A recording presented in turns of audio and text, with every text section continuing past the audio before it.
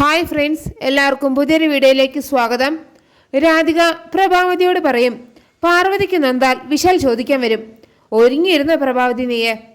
അപ്പോൾ ഗാർഗി പറയും, ബ്രോയോട് പറയാനുള്ള പുതിയ കള്ളം ഇപ്പോൾ തന്നെ കണ്ടുപിടിച്ച് വെച്ചോ, പക്ഷേ വർക്കൗട്ട് ആവുമെന്ന് തോന്നുന്നില്ല. ബ്രോ വരുമ്പോൾ പാർവതി കൂടെ ഉണ്ടാകും, അത് ഉറപ്പാണ്. ഇവിടെ ഒരു പൊളിച്ചെഴുത്ത് നടക്കും. എന്നിട്ട് ഗാർഗി ജാസ്മിനോട് പറയും, നീ ഒന്ന് കരുതിയിരിക്കുന്നതാണ് നല്ലത്. എന്നിട്ട് രാധികയും കൂട്ടി ഗാർഗി അവിടെ നിന്ന് പോവുകയാണ്. അതേസമയം പാർവതിയെയും പാർവതി മനക്കണ്ണിൽ കണ്ട ആ പ്രതിയെയും കോടതിയിലേക്ക് കൊണ്ടുപോകാൻ DYSP പോലീസുകാരോട് പറയാണ്. അപ്പോൾ ആ പ്രതി പറയും, എനിക്കൊരു തെറ്റ് പറ്റിയതാണ് സാർ, ഇനി ഞാൻ ആവർത്തിക്കില്ല. അപ്പോൾ ആ DYSP പറയും, നിനക്ക് എന്തെങ്കിലും പറയാനുണ്ടെങ്കിലേ അത് കോടതി പറഞ്ഞാൽ മതി. അപ്പോൾ ആ പ്രതി ടേബിളിൽ ഇരിക്കുന്ന തോക്കെടുത്ത് പിടിച്ചിട്ട് പറയും, ആരും എടുക്കരുത്. ഇത് പറഞ്ഞുകൊണ്ട് നിൽക്കുമ്പോഴാണ് അവിടേക്ക് വിശാൽ കയറി വരുന്നത്. വിശാൽ വന്നതും അയാൾ തോക്ക് വിശാലിൻ്റെ നേർക്ക് ചൂണ്ടിയിട്ട് പറയും, ആരെങ്കിലും എന്നെ തൊട്ടാ ഞാൻ ഇയാളെ കൊല്ലും. ഇയാളെ ജീവനോടെ വേണമെങ്കിൽ ആരും എൻ്റെ അടുത്തേക്ക് വരരുത്. പക്ഷേ വിശാൽ ബലപ്രയോഗത്തിലൂടെ അയാളുടെ കയ്യിൽ നിന്ന് ആ തോക്ക് വാങ്ങിച്ചിട്ട് പോലീസിന് തിരിച്ചു കൊടുക്കുകയാണ്. അപ്പോൾ പാർവതി വിശാലിനോട് പറയും, വിശാൽ സാർ ഇവിടേക്ക് വന്നാൽ അപകടം ഉണ്ടാകുമെന്ന് ഞാൻ ഈ സാറുമാരോടും വലിയ സാറിനോടും ഒക്കെ പറഞ്ഞതാണ്. പക്ഷേ അതാരും വിശ്വസിച്ചില്ല. എന്തായാലും ഉദയനൂരമ്മ കാത്തു. അപ്പോഴേക്കും ഒരു വനിതാ പോലീസ് വന്നിട്ട് പാർവതിയോട് വാടി ഇവിടെയെന്ന് പറയുകയാണ് കേട്ടോ. അപ്പോൾ DYSP പറയും, വേണ്ട, ഇവളെ ഒറ്റയ്ക്ക് കൊണ്ടുപോയാൽ മതി, വിത്ത് സ്ട്രോങ് എസ്കോട്ട്. ഇത് കേൾക്കുമ്പോൾ വിശാൽ പറയും, സാർ ഞാൻ വിശാൽ ഗോപിനാഥ്, പാർവതിയുടെ ഹസ്ബൻഡാണ്. ഇത് കേൾക്കുമ്പോൾ പാർവതിക്ക് സന്തോഷമാവാണ് കേട്ടോ. എന്നിട്ട് DYSPയോട് ചോദിക്കും, നിങ്ങൾ അപ്പോൾ പറയാണ്. അപ്പോൾ DYSP ചോദിക്കും, നിങ്ങൾ ഹോസ്പിറ്റലിലായിരുന്നില്ലേ, ഡിസ്ചാർജ് ആയതാണോ അതോ ചാടി വന്നതാണോ? അപ്പോൾ വിശാൽ പറയും, ഒരു തെറ്റും ചെയ്യാത്ത ഭാര്യയെ പോലീസ് അറസ്റ്റ് ചെയ്തു എന്ന് അറിഞ്ഞാൽ ഏതെങ്കിലും ഭർത്താവിനെ സ്വസ്ഥമായിട്ട് ഹോസ്പിറ്റലിൽ കിടക്കാൻ കഴിയുമോ സാറേ?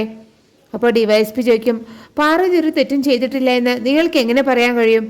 അപ്പോൾ വിശാൽ പറയും, അതെനിക്ക് പറയാൻ പറ്റും സാർ, കാരണം ആ പൂക്കളിൽ കെമിക്കൽ സ്പ്രേ ചെയ്തതേ ഈ ഞാനാണ്. ഇത് കേട്ടതും പാർവതിയും DYSP എല്ലാം ഞെട്ടി നിൽക്കുകയാണ്. എന്നിട്ട് വിശാൽ പറയും, സാറ് പറഞ്ഞത് ശരിയാണ്, സാക്ഷിമൊഴികളെല്ലാം ഇവൾക്കെതിരാണ്.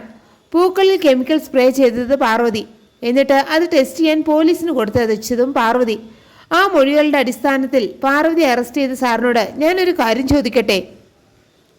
അപ്പോൾ DYSP പറയും, നിന്റെ ചോദ്യത്തിന് മറുപടി പറയലല്ല എൻ്റെ ജോലി. എൻ്റെ ബോധ്യത്തിൻ്റെ അടിസ്ഥാനത്തിലാണ് ഞാൻ പ്രതിയെ അറസ്റ്റ് ചെയ്തത്.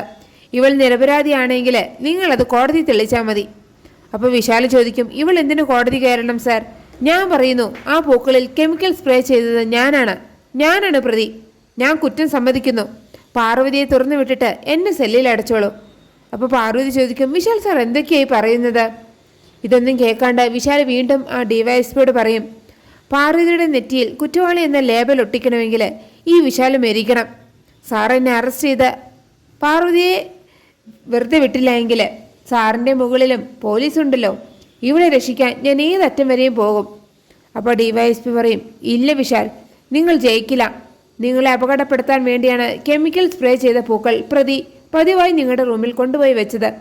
അതിന് തെളിവുകളുണ്ട്. നിങ്ങളുടെ വീട്ടിലുള്ള സെർവൻസ് അടക്കം സാക്ഷികളാണ്. അപ്പോൾ വിശാൽ പറയും, എൻ്റെ സെർവൻ്റ് അല്ലേ, അവരെ കൊണ്ട് മാറ്റി പറയിക്കാനൊക്കെ എനിക്ക് കഴിയും. അപ്പോൾ DYSP പറയും, എന്നാലും നിങ്ങൾ ജയിക്കില്ല. നിങ്ങളുടെ ജീവൻ എടുക്കുന്ന പൂക്കൾ നിങ്ങൾ തന്നെ എന്തിനു നിങ്ങളുടെ റൂമിൽ കൊണ്ടുവച്ചു എന്നൊരു ചോദ്യം ഉണ്ടാകും. അതിന് മറുപടി പറയാൻ നിങ്ങൾക്ക് കഴിയില്ല വിശാൽ.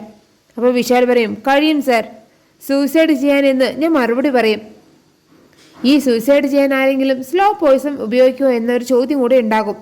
വിഷം കഴിക്കാനും പുഴയിൽ ചാടാനും ഫാനിൽ തൂങ്ങാനും ഒക്കെ എനിക്ക് പേടിയാണെന്ന് ഞാൻ മറുപടി പറഞ്ഞോളാം. എന്നെ കൊടുക്കാനുള്ള തെളിവുകൾ ഞാൻ തന്നെ ഉണ്ടാക്കും സാർ. എൻ്റെ ആളുകൾ എനിക്കെതിരെ സാക്ഷി പറഞ്ഞോളും. പാർവതിയെ രക്ഷിക്കാൻ ഞാൻ എന്തും ചെയ്യുമെന്ന് സാറിന് ഇപ്പോൾ മനസ്സിലായില്ലേ? പാർവതിയെ അങ്ങ് വിട്ടേക്ക്, എന്നിട്ട് എന്നെ അറസ്റ്റ് ചെയ്തോ. ഇത് കേൾക്കുമ്പോൾ പാർവതി പറയും, വേണ്ട സാർ, ഞാൻ അതിന് സമ്മതിക്കില്ല. പൂക്കളിൽ വിഷം തെളിച്ചത് ഞാൻ തന്നെയാണ്. എന്നെ രക്ഷിക്കാൻ വേണ്ടി വിശാൽ സാർ ജയിലിൽ പോകാനോ ഞാൻ അതിന് സമ്മതിക്കുമെന്ന് വിശാൽ സാറിന് തോന്നുന്നുണ്ടോ? എന്നിട്ട് DYSPയോട് പറയും, സാർ ഞാൻ എല്ലാ കുറ്റവും സമ്മതിക്കാം. വിശാൽ സാറിനെ ഇല്ലാതാക്കാൻ ഞാൻ തീരുമാനിച്ചു. വിശാൽ സാറിൻ്റെ സ്വത്ത് സ്വന്തമാക്കാൻ വേണ്ടിയാണ് വിശാൽ സാറിനെ ഇല്ലാതാക്കിയിട്ട് ആ കുറ്റം ജാസ്മിൻ്റെയും അവളുടെ ഏട്ടൻ്റെയും തലയിൽ കെട്ടിവെക്കാനായിരുന്നു എൻ്റെ പദ്ധതി. ഇത്രയൊക്കെയാണ് ആ എപ്പിസോഡിൽ കാണിച്ചിരിക്കുന്നത്.